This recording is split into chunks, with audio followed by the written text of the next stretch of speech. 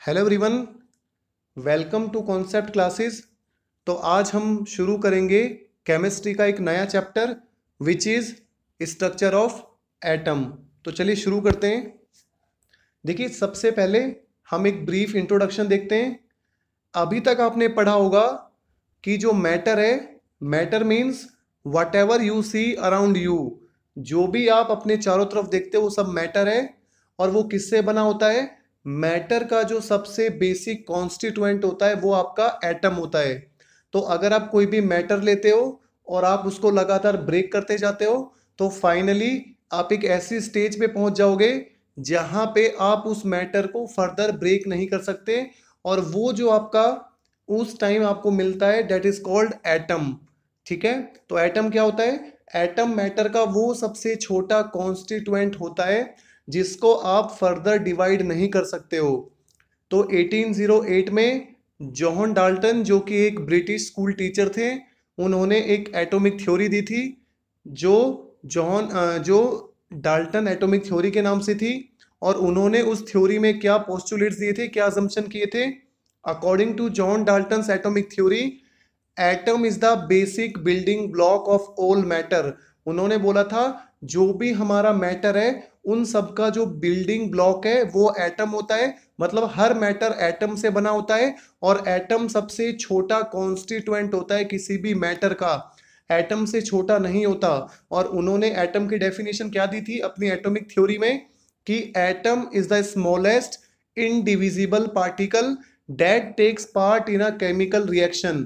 तो according to John Dalton, atom वो सबसे छोटा इनडिविजिबल पार्टिकल होता है। इनडिविजिबल का मतलब क्या होता है? जिसको हम फर्दर डिवाइड नहीं कर सकते हैं, जो किसी भी केमिकल रिएक्शन में पार्टिसिपेट करता है।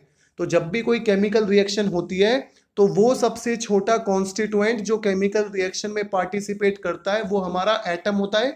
ये जॉन डाल्टन ने अपनी एटॉमिक थ्योरी में बोला था, जो 1808 में उन्होंने प्रपोज की थी। ठीक है, एक और इंपॉर्टेंट चीज, तो 18th सेंचुरी के लास्ट तक आते आते, तो जब 18th सेंचुरी का लास्ट आया तो 1897 में जे थॉमसन ने इलेक्ट्रॉन की डिस्कवरी कर दी थी। और इलेक्ट्रॉन की डिस्कवरी करने के बाद हमें यह पता चल गया कि जो एटम होता है वो सबसे छोटा कॉन्स्टिट्यूएंट नहीं होता मैटर का। एटम भी फर्दर हमारा कंपोज्ड होता है किससे? पार्टिकल से, like electron. And then proton की भी डिस्कवरी हो गई थी और न्यूट्रॉन की भी डिस्कवरी हो गई थी। ठीक है, तो 18th सेंचुरी यानी 18वीं शताब्दी के लास्ट में हमारी इलेक्ट्रॉन की डिस्कवरी हो गई थी, जिससे ये कंफर्म हो गया था कि सबसे छोटा मैटर का जो पार्टिकल होता है, जो कॉन्स्टिट्यूएंट होता है, वो हमारा एटम नहीं होता। एटम भी हमारा किससे बना होता है? सब एटॉमिक पार्टिकल से बना होता है, जो हमारे क्या है? इलेक्ट्रॉन्स, प्रोटॉन्स एंड न्यूट्रॉन्स, जो आप लोग अभी सभी जानते हो। तो इस चैप्टर में हम यही पढ़ेंगे, एटम के स्ट्रक्चर के बारे में पढ़ेंगे कि एटम का स्ट्रक्चर कैसा होता है, इलेक्ट्रॉन की डिस्कवरी कैसे हुई थी, कब हुई थी, और प्रोटॉन की डिस्कवरी पढ़ेंगे, न्यूट्रॉन की डिस्कवरी पढ़ेंगे। फिर हम आगे एटॉमिक मॉडल्स की स्टडी करेंगे कि बारी बारी हमारे साइंटिस्ट आए, उन्होंने एटम के मॉडल को प्रपोज किया, क्या क्या उनके ड्रॉबैक्स थे और क्या क्या उनके इंपॉर्टेंट फीचर्स थे। तो इस तरीके से हम एटॉमिक मॉडल को डिस्कस करेंगे और फिर हम क्वांटम मैकेनिकल मॉडल को भी यहाँ पे डिस्कस करेंगे। ठीक है, तो ये तो था इंट्रोडक्शन कि जॉन डाल्टन की एटॉमिक थ्योरी में ओनली ये था कि एटम सबसे छोटा कॉन्स्टिट्यूएंट होता है मैटर का। लेकिन 18th सेंचुरी के लास्ट में 1897 में जब इलेक्ट्रॉन की डिस्कवरी हो गई थी, तब ये फाइनली कंफर्म हो गया कि जो मैटर का कॉन्स्टिट्यूएंट होता है सबसे छोटा, वो एटम नहीं होता। एटम भी हमारे सब एटॉमिक पार्टिकल से मिलकर बना होता है, जो कि हमारे इलेक्ट्रॉन्स, प्रोटॉन्स एंड न्यूट्रॉन्स हैं।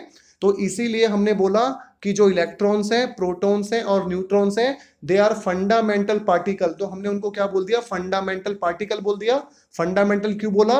क्योंकि हमारा जो मैटर है वो इन्हीं से बना होता है, इलेक्ट्रॉन, प्रोटॉन्स एंड न्यूट्रॉन से। तो चलिए अब हम सबसे पहले ये देखते हैं कि इलेक्ट्रॉन की डिस्कवरी किसने की थी और कैसे इलेक्ट्रॉन की डिस्कवरी हुई थी, क्या एक्सपेरिमेंट हुआ था। तो आप देख सकते हो यहाँ पे सबसे पहले you can see discovery of electron को हम डिस्कस करेंगे। So electron was discovered by J Thomson in 1897। तो 1897 में जे थॉमसन ने इलेक्ट्रॉन की डिस्कवरी की थी। ठीक है, अब देखिए, तो अब हम ये एक्सपेरिमेंटल स्टडी करेंगे कि इलेक्ट्रॉन की डिस्कवरी कैसे हुई थी, क्या एक्सपेरिमेंट किया गया था? तो चलिए एक्सपेरिमेंट को देखते हैं। आप देख सकते हो यहाँ पे इस पिक्चर में, ये हमारे पास एक ट्यूब है जिसका नाम रखा गया कैथोड रे ट्यूब। ठीक है, तो ये हमारी एक हार्ड ग्लास की ट्यूब होती है जिसमें हमारे दो मेटल के इलेक्ट्रोड्स होते हैं।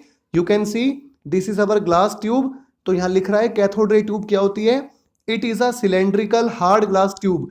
तो ये सिलेंड्रिकल शेप की होती है, एक हार्ड ग्लास ट्यूब होती है, filled with two metal electrodes connected to the opposite charge poles of a battery.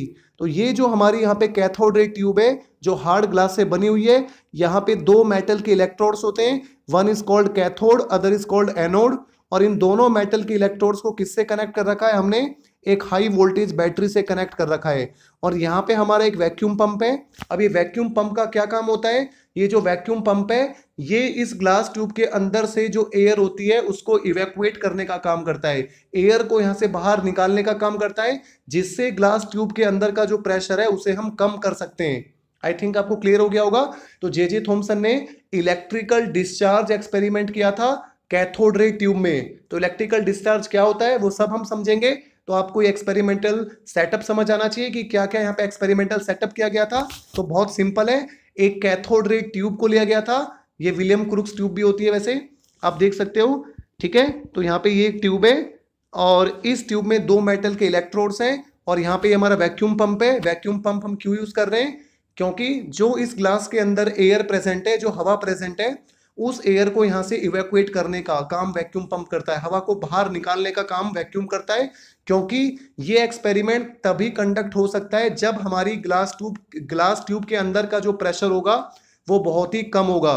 ठीक है, तो ये एक्सपेरिमेंट किन कंडीशंस पे किया गया कि हमारी जो ग्लास ट्यूब है उसके अंदर जो गैसेस का प्रेशर है वो बहुत ही लो प्रेशर है, और सेकंड हमने जो हमारे मेटल के इलेक्ट्रोड्स हैं जो कैथोड और एनोड है जिनको हमने हाई वोल्टेज बैटरी से जोड़ रखा है, तो यहाँ पे हम बैटरी का जो पोटेंशियल डिफरेंस है वो भी बहुत हाई रखते हैं, that is around 10,000 to 20,000 volt के अराउंड। ठीक है, तो बैटरी को हम किस पे रखते हैं? हाई पोटेंशियल पे रखते हैं। हाई पोटेंशियल कितना? 10,000 वोल्ट टू 20,000 वोल्ट तक हम रखते हैं, या आप बोल सकते हो 10 kilo volt to 20 kilo volt. I think आपको चीज समझ आ गई होगी।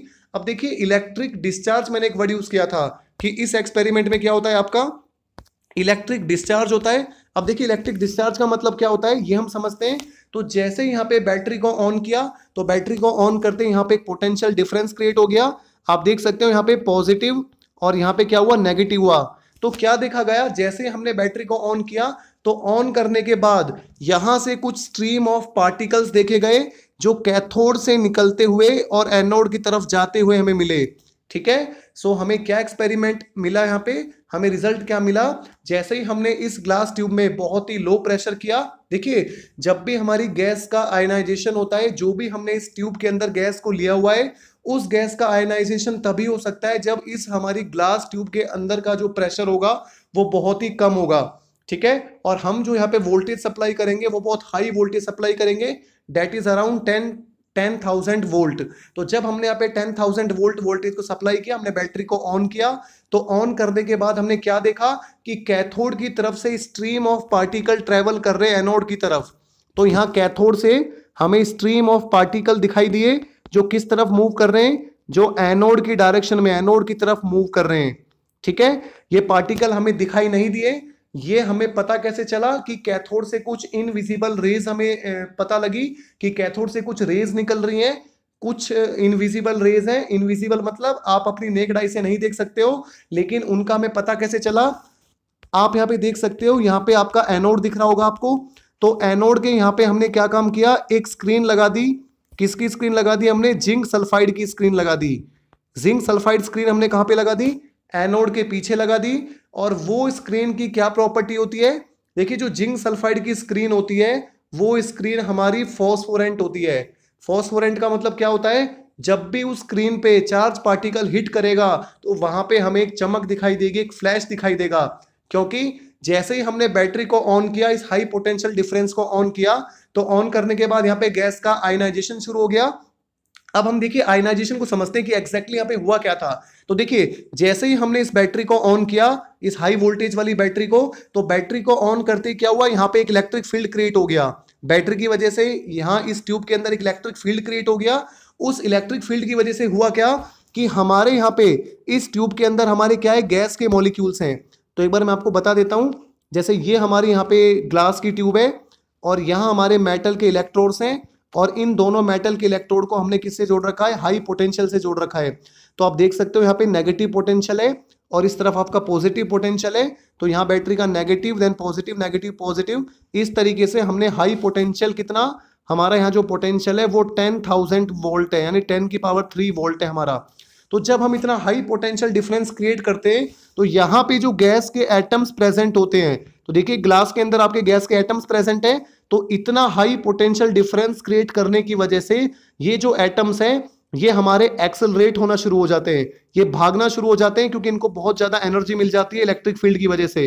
ये इलेक्ट्रिक फील्ड में यहाँ पे एक वर्ड यूज कर रहा हूं, अभी आप 11th क्लास में हो, आप उससे अवेयर नहीं हो, आप बस इतना समझ लीजिए कि इलेक्ट्रिक फील्ड का मतलब ये होता है कि जब मैंने यहाँ पे बैटरी का हाई पोटेंशियल लगा दिया तो उस हाई पोटेंशियल की वजह से यहाँ पे जो एटम्स हैं उन्होंने एक्सेलरेट करना शुरू किया, उन्होंने भागना शुरू किया, और जब वो एटम्स भागने लगे तो वो आपस में एक दूसरे से कोलाइड होने लगे।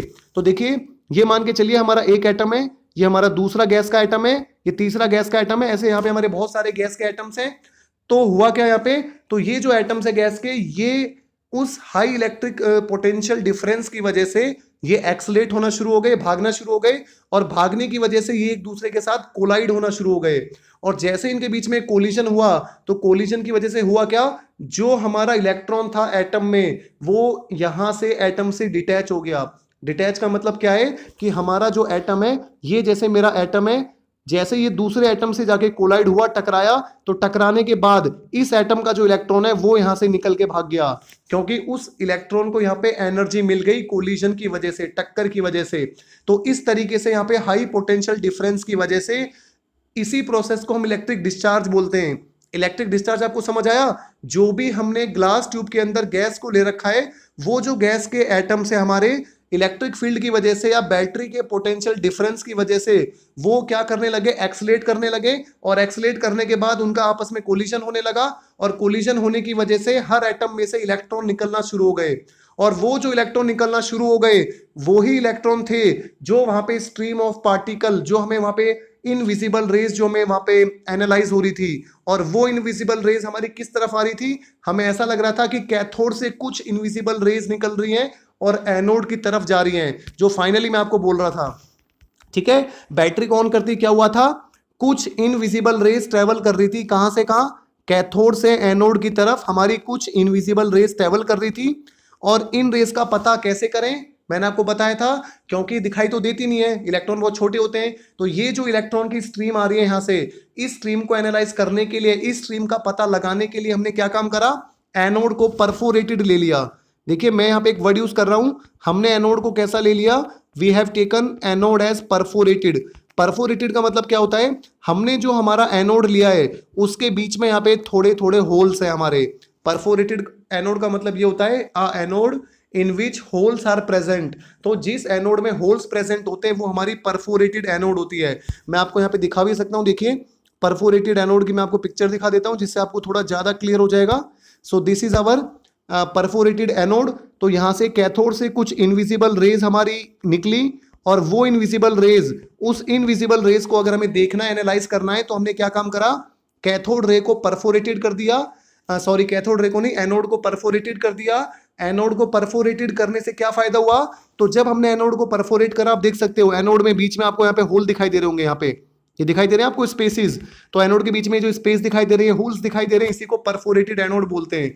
तो जब हमने यहाँ पे होल किया तो अब इन होल में से स्ट्रीम ऑफ पार्टिकल निकलेंगे, और निकल के फाइनली कहाँ पे जाके टकराएंगे, स्ट्राइक करेंगे, ये जो आपकी पीछे स्क्रीन है। और इस स्क्रीन पे आप देख सकते हो यहाँ पे क्या लिख रहा है, फ्लोरोसेंट कोटिंग। अभी जो फ्लोरोसेंट कोटिंग होती है किसकी होती है, ये जिंक सल्फाइड की होती है। तो हमने इस स्क्रीन पे जो कोटिंग कर रखी है वो किसकी कर रखी है, यहाँ पे जिंक सल्फाइड की कर रखी है। और जिंक सल्फाइड जो मटेरियल है उसकी क्या खासियत होती है, तो जैसे मान के चलो ये मेरा जिंक सल्फाइड है, ठीक है।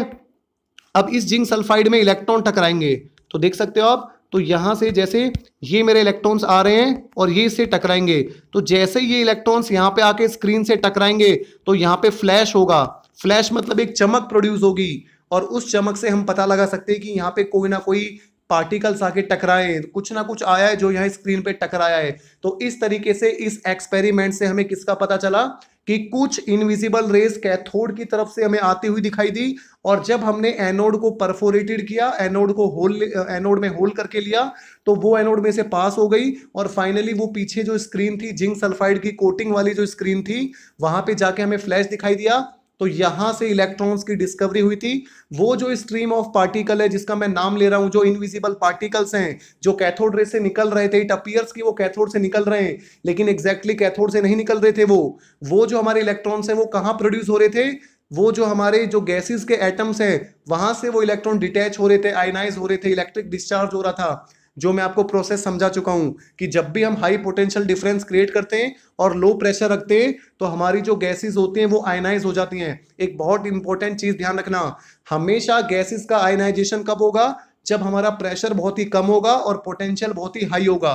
तो ऐसे केसेस में गैसेस का जो आयनाइजेशन होगा, गैसेस का आयनाइजेशन का मतलब क्या होगा कि जो गैस का एटम है वहां से इलेक्ट्रॉन निकल जाएगा और आयन बन जाएगा। इलेक्ट्रॉन निकलेगा तो एटम पे पॉजिटिव चार्ज बचेगा फालतू का, इसका मतलब हमारा एटम वहां पे आयनाइज हो जाएगा, और वो जो इलेक्ट्रॉन्स हमारे गैसेस के एटम से निकलना शुरू होंगे वो सारे इलेक्ट्रॉन्स किस तरफ मूव करेंगे, एनोड की तरफ मूव करेंगे, क्योंकि एनोड पे आपका क्या चार्ज है, पॉजिटिव चार्ज है, और पॉजिटिव नेगेटिव को खींचता है अपनी तरफ, अट्रैक्ट करता है। तो इस तरीके से इस एक्सपेरिमेंट से जे थॉमसन ने 1897 में इलेक्ट्रॉन की डिस्कवरी की थी। उन्होंने बोला था ये जो स्ट्रीम ऑफ पार्टिकल ट्रेवल कर रहा है from cathode to anode, cathode से एनोड की तरफ, ये जो स्ट्रीम ऑफ पार्टिकल्स आपके आ रहे हैं इन्हीं को उन्होंने कैथोड रेज नाम दिया, और बाद में इनका नाम क्या रखा गया, इलेक्ट्रॉन्स रखा गया।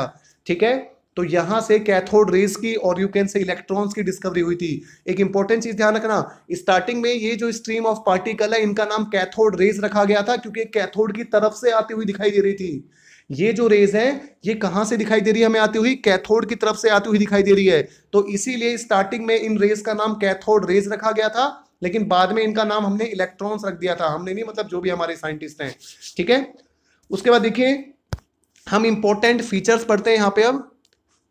सो now we are going to study characteristics of cathode rays. तो हम कैरेक्टरिस्टिक्स पढ़ेंगे किसकी, कैथोड रेज की। तो देखिए सबसे पहली कैरेक्टरिस्टिक्स क्या होती है, the cathode ray moved from cathode to anode. ये जो हमारी कैथोड रेज हैं जिनको बाद में इलेक्ट्रॉन बोला गया, ये कहां मूव करती हैं, कैथोड से एनोड की तरफ मूव करती हैं। सीधी सी बात है, ये कैथोड रेज हमारे इलेक्ट्रॉन्स होते हैं। अब इलेक्ट्रॉन्स किस तरफ मूव करेंगे, जिस तरफ पॉजिटिव चार्ज होगा, पॉजिटिव पोटेंशियल होगा, वो हमारा एनोड पे था। ठीक है, पहला पॉइंट क्लियर हो गया। These rays are observed with the help of fluorescent material as they are not visible। तो ये मैं आपको बता चुका हूं, ये जो हमारी रेज होती हैं, कैथोड रेज होती हैं, इलेक्ट्रॉन की जो स्ट्रीम होती हैं, ये हम डायरेक्टली देख नहीं सकते हैं, दे आर इनविजिबल, लेकिन हम इनको फ्लोरेसेंट मटेरियल लगा के देख सकते हैं, क्योंकि फ्लोरेसेंट मटेरियल पे जैसे इलेक्ट्रॉन हमारे टकराते हैं तो वहां पे एक चमक पैदा होती है, एक फ्लैश हमें दिखाई देता है। देखिए अभी तो आपके एलईडी टीवी, एलसीडी टीवी आ गए हैं, लेकिन पहले जो हमारे नॉर्मली टीवी थे उन टीवी में हमारी कैथोड रे ट्यूब यूज होती थी, और जैसे हम टीवी को ऑन करते थे तो वो हमारी जो कैथोड रे ट्यूब है, इस टाइप की हमारी कैथोड रे ट्यूब होती थी। जैसे हम टीवी को ऑन करते थे तो ये कैथोड रे ट्यूब हमारी हीट होती थी, और इस कैथोड रे ट्यूब के हीट होने के बाद वहां से इलेक्ट्रॉन निकलते थे, और वो जो इलेक्ट्रॉन निकलते थे वो हमारे टीवी की जो स्क्रीन है वहां जाके टकराते थे, और वहां पे फ्लैश होता था, और वही हमारा टीवी, जो हम कहते हैं हमारा टीवी ऑन हो गया, उसमें स्क्रीन आ गई। तो ये हमारे इलेक्ट्रॉन्स की स्ट्रीम थी जो हमारे टीवी की स्क्रीन से टकराती है, टकराने के बाद हमें वो स्क्रीन दिखाई देती है। ठीक है, तो पहले के टीवी में क्या यूज करते थे हम, सीआरटी यूज करते थे, which is cathode ray tube. और वो कैथोड रे ट्यूब क्या होती है, नाम से पता चल रहा है, एक ऐसी ट्यूब जिसको हीट करने पे कैथोड रेज निकलेंगे, यानी इलेक्ट्रॉन्स निकलेंगे, और जब वो इलेक्ट्रॉन्स टकराएंगे टीवी की स्क्रीन से तो वहां पे हमें फ्लैश दिखाई देगा, और वो सारा फ्लैश मिला के हमें वहां पे स्क्रीन दिखाई देती थी टीवी की। ठीक है, ये होता था पहले के टीवी में, बट अब आजकल तो एलसीडी वगैरह आ गई है, एलईडी आ गई है। तो चलिए अगली प्रॉपर्टी देखते हैं। These rays travel in straight line in the absence of electric and magnetic field। तो अगर हम इलेक्ट्रिक फील्ड और मैग्नेटिक फील्ड नहीं लगाते हैं तो ये जो रेज है ये सीधी ट्रेवल करती है, स्ट्रेट लाइन में ट्रेवल करती है, क्योंकि अगर आप इलेक्ट्रिक फील्ड या मैग्नेटिक फील्ड लगा दोगे तो वहां पे ये जो पार्टिकल्स हैं डिफ्लेक्ट हो जाएंगे, क्योंकि इलेक्ट्रिक फील्ड और मैग्नेटिक फील्ड क्या करेगा, इनके ऊपर फोर्स लगाएगा। फॉर एग्जाम्पल मैं आपको बता देता हूं, जैसे अगर मान के चलिए यहां से हमारी स्ट्रीम ऑफ पार्टिकल आ रही है, कहां से, कैथोड की तरफ से आ रही है, इस तरीके से हमारे इलेक्ट्रॉन्स ट्रेवल कर रहे हैं। एक मिनट में कलर चेंज करके आपको दिखा देता हूं। So you can C cathode से हमारी स्ट्रीम ऑफ पार्टिकल आ रहे हैं, और अगर मैं यहाँ पे इलेक्ट्रिक फील्ड लगा देता हूँ, इलेक्ट्रिक फील्ड का मतलब है हम बैटरी के 2 टर्मिनल लगा देता हूँ, ये पॉजिटिव या नेगेटिव, तो इलेक्ट्रॉन पे क्या चार्ज होता है, नेगेटिव चार्ज होता है कैथोड रेज पे, तो ये सारे पार्टिकल किस तरफ खींचेंगे, पॉजिटिव टर्मिनल की तरफ पहुंचेंगे, तो इसकी वजह से डिफ्लेक्ट हो जाएंगे। लेकिन अगर मैं ना कोई इलेक्ट्रिक फील्ड लगा रहा हूं यहाँ, ना कोई मैग्नेटिक फील्ड लगा रहा हूं, तो ये जो हमारे कैथोड रेज के पार्टिकल है, जो इलेक्ट्रॉन्स हैं, ये हमारे स्ट्रेट लाइन में, सीधी लाइन में चलेंगे। बहुत इजी पॉइंट था, आई थिंक आपको क्लियर हो गया होगा। नेक्स्ट देखिए, these rays were consist of electrons produced by the ionization of the gaseous atom by discharge। तो ये पॉइंट मैं आपको क्लियरली समझा चुका हूं कि ये जो रेज होती हैं, इनमें क्या होते हैं, इलेक्ट्रॉन्स होते हैं। बेसिकली जो कैथोड रेज है वो हमारे इलेक्ट्रॉन्स हैं, और ये इलेक्ट्रॉन्स आए कैसे, हाई पोटेंशियल डिफरेंस लगाने की वजह से और लो प्रेशर करने की वजह से। वो जो हमारे ट्यूब के अंदर गैसेस के एटम थे, उन एटम का आयनाइजेशन हो गया। आयनाइजेशन का मतलब क्या होता है कि एटम में से हमारा इलेक्ट्रॉन बाहर निकल गया, जिसकी वजह से एटम पे पॉजिटिव चार्ज आ गया, तो वो आयन बन गया। देखिए, या पहले भी पढ़ चुके हो अपनी 10th क्लासेस वगैरह में आयंस के बारे में, कि जब भी किसी एटम में से इलेक्ट्रॉन निकल जाता है तो उसमें क्या बन जाता है, हमारा आयन बन जाता है। फॉर एग्जांपल, मेरे पास सोडियम का एटम है, अगर इस सोडियम के एटम में से एक इलेक्ट्रॉन निकल जाए, 1 इलेक्ट्रॉन बाहर निकल जाए, तो क्या बन जाएगा, Na पॉजिटिव बन जाएगा। तो इसका मतलब ये हमारा क्या बन गया, so this is our ion. तो यहां से एक इलेक्ट्रॉन निकल गया। इसी तरीके से जो भी हमने वहां पे गैस ले रखी है, उस गैस में से क्या होता है, एक इलेक्ट्रॉन एक एटम में से निकल जाता है, तो वहां पे आयन बन जाता है। और बहुत सारे एटम्स होते हैं, आपको पता है, millions of atom are present. तो वो जो सारे इलेक्ट्रॉन्स हैं, वो हमारे एनोड की तरफ मूव करते हैं, और कहां से आते हैं, वो कैथोड की तरफ से हमें लगता है वो मूव कर रहे हैं, कैथोड में से नहीं निकल रहे हैं वो हमें ऐसा लगता है कि वो कैथोड से आ रहे हैं, लेकिन एग्जैक्टली वो कहां पे बनते हैं हमारे इलेक्ट्रॉन्स, आयनाइजेशन की वजह से। वो कैथोड और एनोड के बीच में जो स्पेस होता है, वो वहां पे हमारे इलेक्ट्रॉन्स बनते इन द सेंस आयनाइजेशन से प्रोड्यूस होते हैं वो इलेक्ट्रॉन्स हमारे। आई थिंक आपको क्लियर हो गया होगा।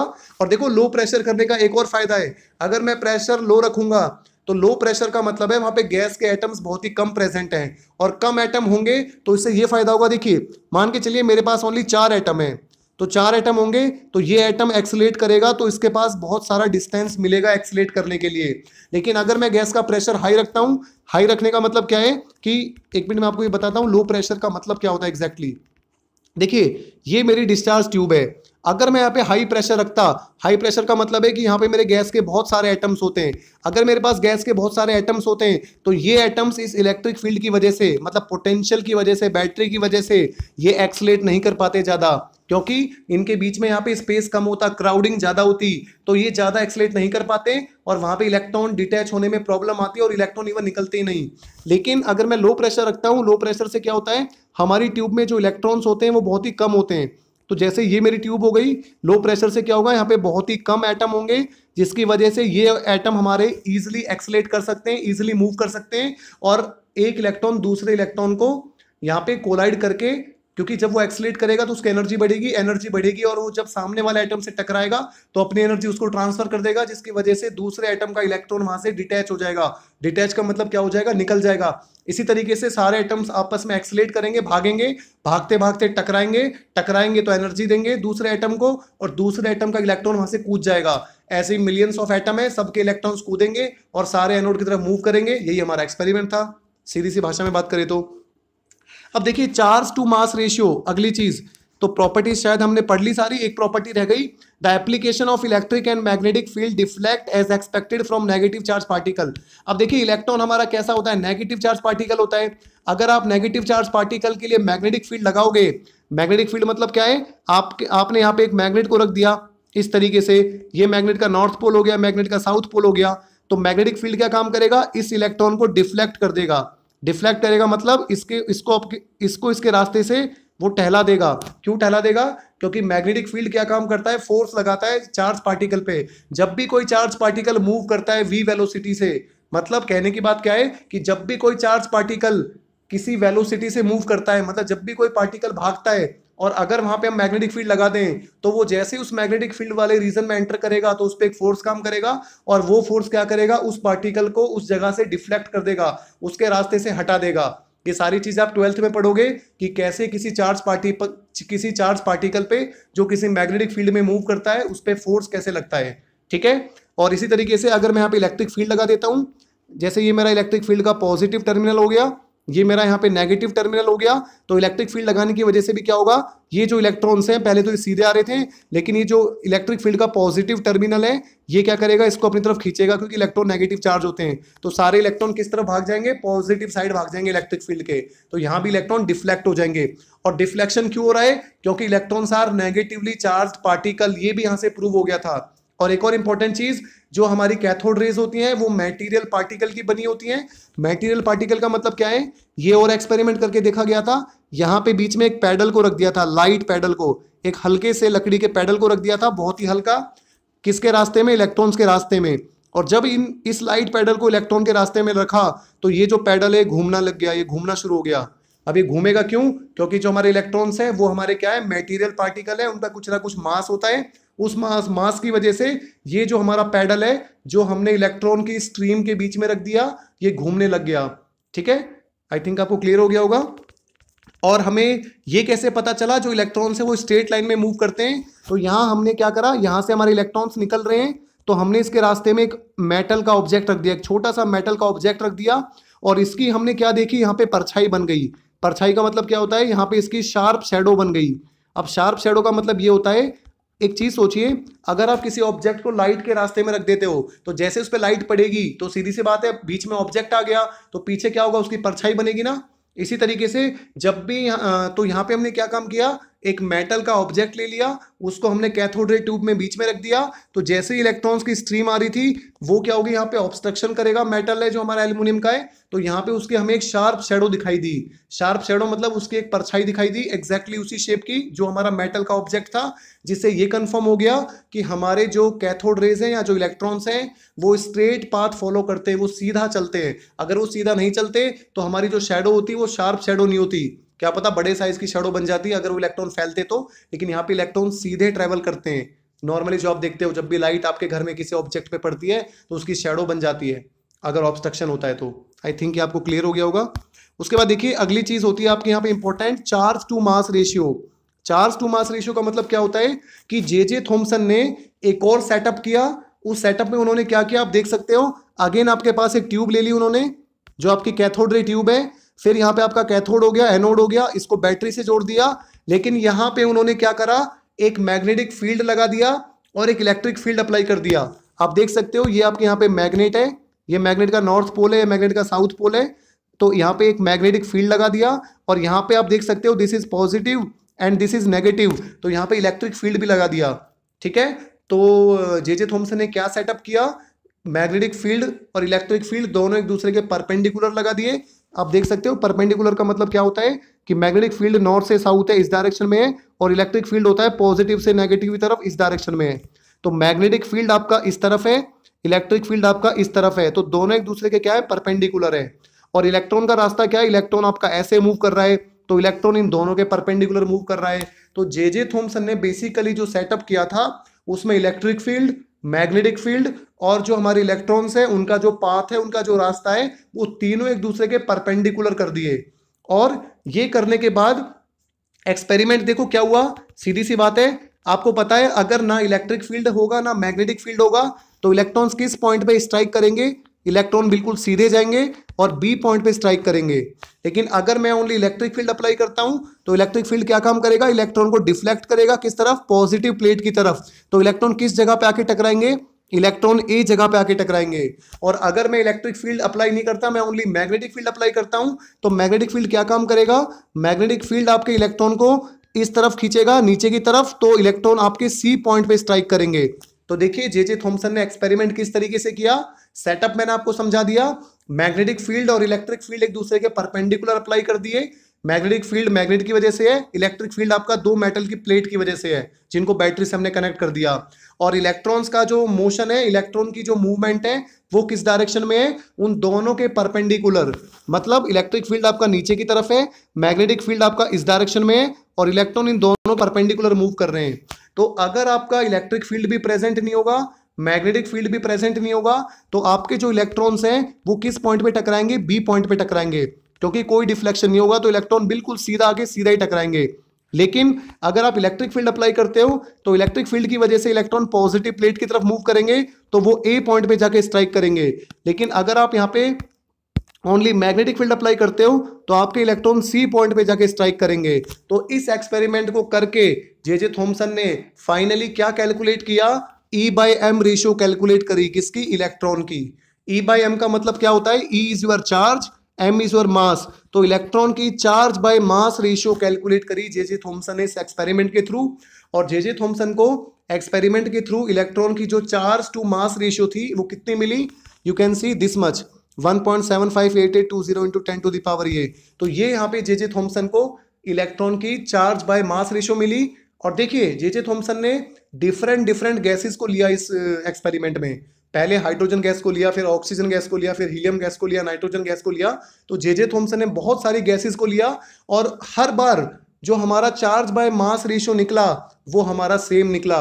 चाहे हाइड्रोजन गैस ले लो, चाहे ऑक्सीजन गैस ले लो, एवरी टाइम जे थॉमसन को एक्सपेरिमेंट से क्या पता चला कि जो E/m रेशियो है वो हर गैस के लिए सेम है। यहां से एक बात पता चली कि हमारा जो मैटर होता है, हर मैटर में एटम्स होते हैं, एटम से बनता है, और हर एटम के अंदर हमारे इलेक्ट्रॉन्स प्रेजेंट होते हैं। मतलब electron is the basic constituent of all matter. यहां से एक इंपॉर्टेंट चीज पता लगी कि आप कोई भी गैस ले लो, हर गैस में आयनाइजेशन होकर इलेक्ट्रॉन निकलेंगे। मतलब इलेक्ट्रॉन तो हर एटम में प्रेजेंट होते हैं और एक जैसे होते हैं।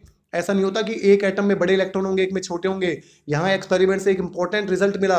कौन सा एक्सपेरिमेंट से, जे थॉमसन ने जब charge to mass ratio define करा, उन्होंने डिफरेंट गैसेस को लिया डिस्चार्ज ट्यूब के अंदर, और हर बार उनको E/m रेशियो वो सेम मिला, चाहे कोई भी उसने गैस ली, चाहे hydrogen, oxygen, nitrogen, chlorine, whatever gas has been taken. तो यहां से एक चीज पता लगी है कि हर एटम के अंदर इलेक्ट्रॉन प्रेजेंट होते हैं, हर एटम के अंदर, और वो एक जैसे होते हैं। उनका जो चार्ज होता है, उनका जो मास होता है वो सेम होता है हर इलेक्ट्रॉन का।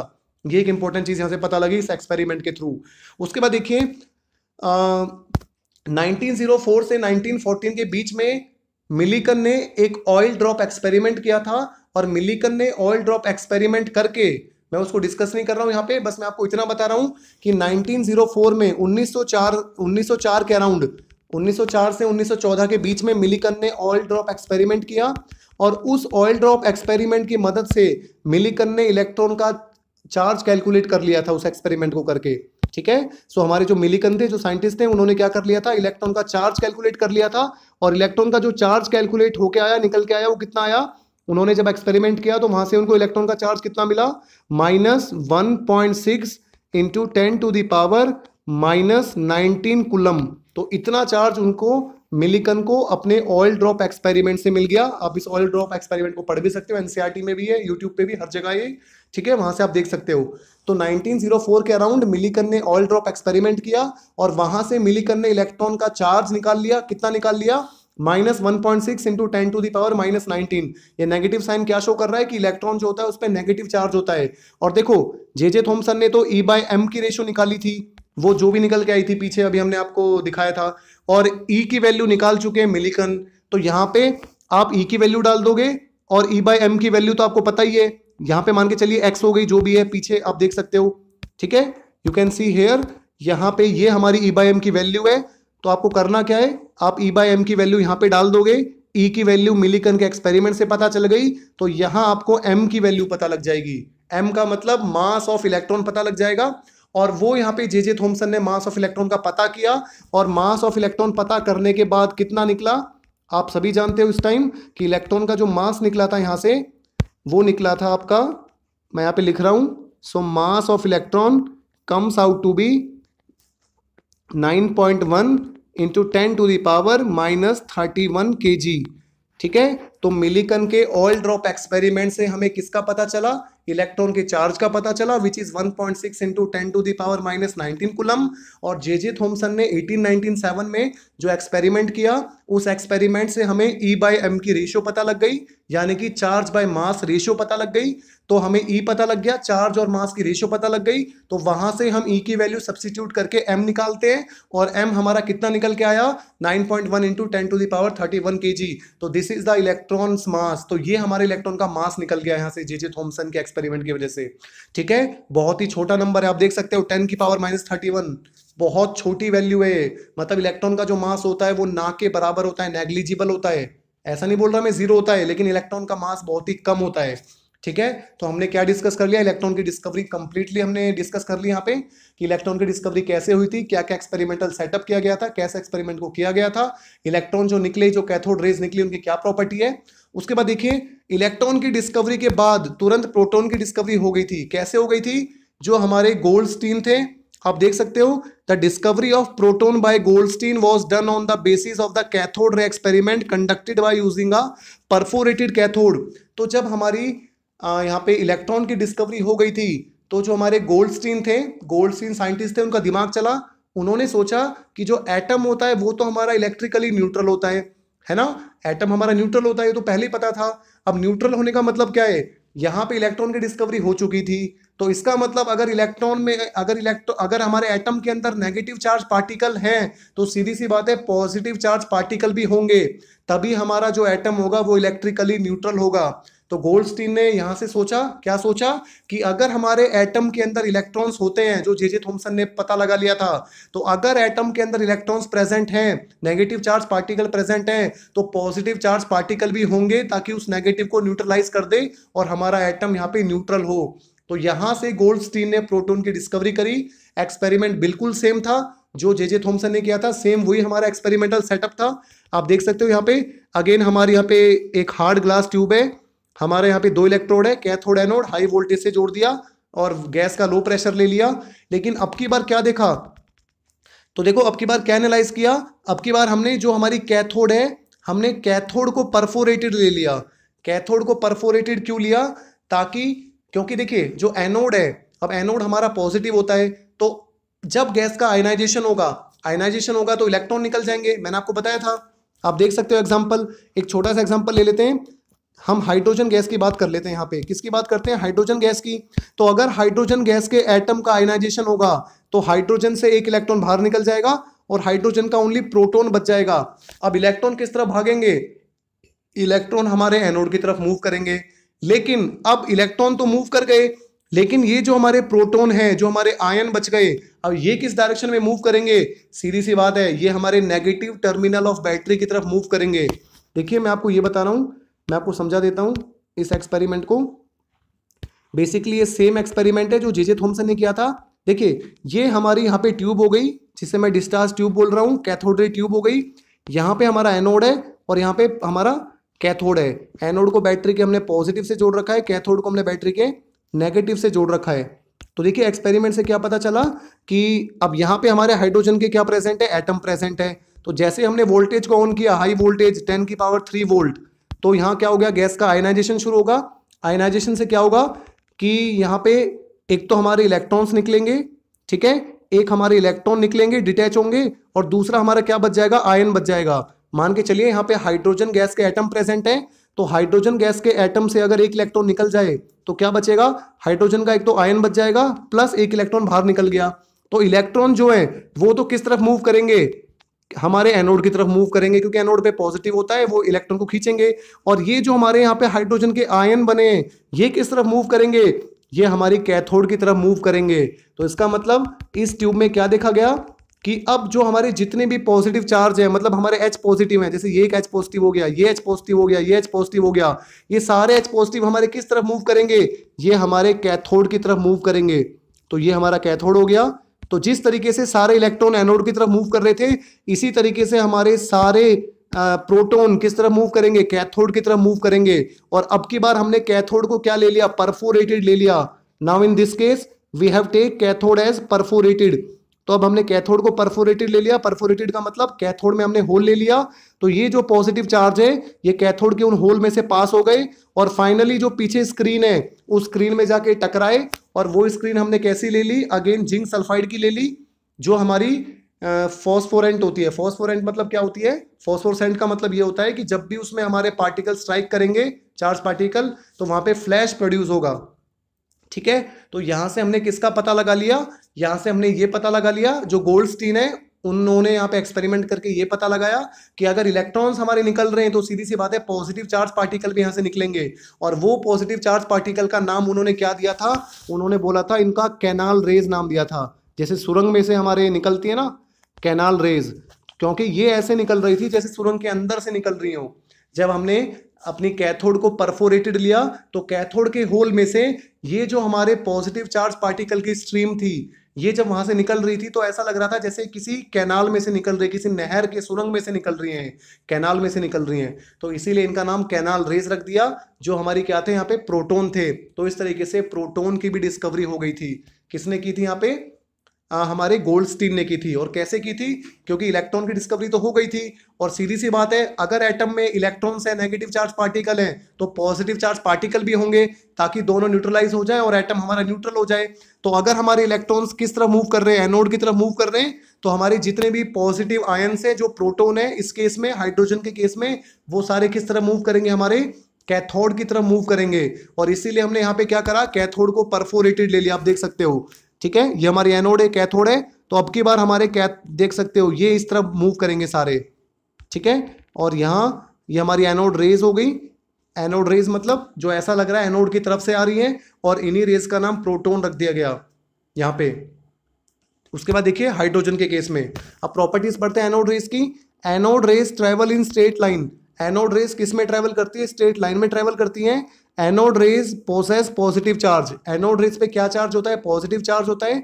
Therefore they move towards the negative charge electron. इसीलिए ये इलेक्ट्रॉन किस तरह मूव करती है, नेगेटिवली चार्ज इलेक्ट्रोड की तरफ मूव करती है। मैंने आपको भी बताया था ना, हमारी जो यहाँ पे एनोड रेज होती हैं, एनोड रेज मतलब जो प्रोटॉन्स होते हैं जनरली, तो हमारी जो एनोड रेज होती हैं वो किस तरह मूव करती है, यहाँ पे कैथोड की तरफ मूव करती है, क्योंकि कैथोड पे बैटरी का नेगेटिव टर्मिनल होता है।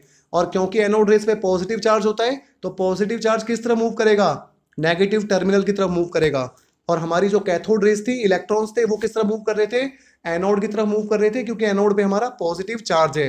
अगली प्रॉपर्टी देखिए, the properties of anode rays unlike cathode rays depend upon the nature of the gas taken in the discharge tube. ये बहुत इंपॉर्टेंट पॉइंट आया यहाँ पे। वो कह रहा है कि एनोड रे की प्रॉपर्टी डिपेंड करती है कौन सी गैस आप डिस्चार्ज ट्यूब के अंदर ले रहे हो। फॉर एग्जाम्पल, अगर आप हाइड्रोजन गैस को लेते हो, तो यहां से जो हमारे चार्ज पार्टिकल निकल रहे हैं वो हमारे प्रोटॉन हो गए। देखिए, इसको मैं आपको समझाता हूं, ये बहुत इंपॉर्टेंट चीजें हैं। जैसे ये बोल रहे हैं कि अगर आप ग्लास ट्यूब के अंदर, अगर आप इस कैथोड रे ट्यूब के अंदर हाइड्रोजन के एटम को लेते हो, हाइड्रोजन गैस को लेते हो, तो हाइड्रोजन का एटम जब आयनाइज होता है, तो देखिए ये आपका हाइड्रोजन का एटम है, ये जब आपका आयनाइज होगा तो H पॉजिटिव और यहाँ पे एक इलेक्ट्रॉन निकलेगा। ठीक है, लेकिन अगर आप यहाँ पे हीलियम का एटम लेते हो, हीलियम गैस को लेते हो, तो हीलियम का एटम क्या होगा, He पॉजिटिव प्लस उसका इलेक्ट्रॉन निकलेगा। इसी तरीके से अगर आप यहाँ पे नियोन गैस को लेते हो, तो यहाँ पे नियोन का एटम बनेगा Ne पॉजिटिव प्लस इलेक्ट्रॉन निकलेगा। लेकिन हाइड्रोजन के एटम से ज्यादा वजन किसका होता है, हीलियम के आयन का होता है। हाइड्रोजन के आयन से ज्यादा वेट किसका होता है, ज्यादा मास किसका होता है, हीलियम का होता है। और हीलियम के आयन से ज्यादा मास किसका होता है, नियोन का होता है। ठीक है, तो इसका मतलब यहाँ पे जो आप गैस लोगे, तो हर गैस के लिए ये जो हमारे पॉजिटिव चार्ज पार्टिकल है ये डिफरेंट रहेंगे। अगर आप हाइड्रोजन गैस लेते हो, तो यहाँ पे जो चार्ज पार्टिकल निकलेंगे उनका चार्ज पॉजिटिव 1 होगा। अगर आप हीलियम लेते हो, तो हीलियम के जो चार्ज पार्टिकल होंगे, जो पॉजिटिव आयंस होंगे, उनका जो मास होगा वो 2 यूनिट होगा। ऐसे अगर आप नियोन लेते हो, नियोन का जो मास होगा वो आपका यहाँ पे कितना होगा, 10 होगा। तो इसका मतलब इट डिपेंड्स अपॉन कि आप कौन सी गैस डिस्चार्ज ट्यूब के अंदर लेते हो, वहां पे पॉजिटिव चार्ज डिपेंड करता है। हाइड्रोजन लोगे तो ओनली प्रोटॉन मूव करेंगे। अगर आप हीलियम लेते हो, तो यहाँ पे हीलियम के आयन मूव करेंगे जिनका मास हाइड्रोजन से डबल होता है, उनका 2 यूनिट होता है। अगर आप नियोन लोगे, तो नियोन के जो आयन होते हैं उनका जो मास होता है वो हाइड्रोजन से 10 गुना होता है। तो अब डिपेंड कर रहा है कि कौन सी आप गैस लोगे, क्योंकि जो पॉजिटिव चार्ज है, जो हमारे आयन्स हैं, वो हर एटम के अलग अलग होते हैं। हाइड्रोजन से ज्यादा ही भारी होते हैं जितने भी हमारे बाकी के गैसेस के एटम्स के आयन्स होते हैं। आई थिंक आपको क्लियर हो गया होगा। लेकिन इलेक्ट्रॉन्स हमारे जो होते हैं, चाहे कोई भी आप गैस भर लो, वहां पे कोई भी एटम ले लो गैस का, सबके लिए इलेक्ट्रॉन सेम होते हैं। तभी मैंने आपको बोला था वहां पे E/M रेशियो सबका सेम आया था। लेकिन अगर आप एनोड रे वाला एक्सपेरिमेंट करते हो, और अगर आप डिफरेंट गैसेस को लेते हो, तो हर गैसेस के जो आयन्स होते हैं उनका मास डिफरेंट होता है। तो हर केस में आपको अलग टाइप के पार्टिकल मिलेंगे। सॉरी, अलग टाइप के पार्टिकल का मतलब ये है कि आपको हर बार जो आपके एनोड रेज हैं, जो आपके पॉजिटिव चार्ज पार्टिकल है, उनका मासेस आपको हर बार डिफरेंट मिलेगा। ठीक है, हाइड्रोजन लोगे तो जो आपके पॉजिटिव चार्ज पार्टिकल हैं वो सारे 1 यूनिट मास के हैं, जो आयन्स है आपके। अगर आप हीलियम लेते हो, तो वहां पे जो आपके आयन्स होंगे वो सारे पॉजिटिव आयंस का मास 2 यूनिट होगा। अगर आप नियोन लेते हो तो उन सबका 10 यूनिट होगा। इस तरीके से ये डिपेंड करता है कि आप कौन सी गैस लेते हो और उसके आयंस का वजन कितना है। ठीक है, ये हमारी एनोड रेस की प्रॉपर्टी थी। और प्रॉपर्टीज डिस्कस करते हैं। The mass of positive particle is same as the atomic mass of gas inside the discharge tube. अब देखिए, जो हमारा पॉजिटिव पार्टिकल बन रहा है उसका जो मास है वो हमारी गैस के एटॉमिक मास के इक्वल होता है। यही मैंने आपको भी समझाया था। अगर आप हाइड्रोजन ले रहे हो तो हाइड्रोजन के आयन का मास कितना होता है, 1 यूनिट होता है, जो हाइड्रोजन का एटॉमिक नंबर होता है। अगर आप हीलियम लेते हो, हीलियम के आयन का जो मास होता है वो आपका 2 होता है, जो उसका एटॉमिक नंबर होता है।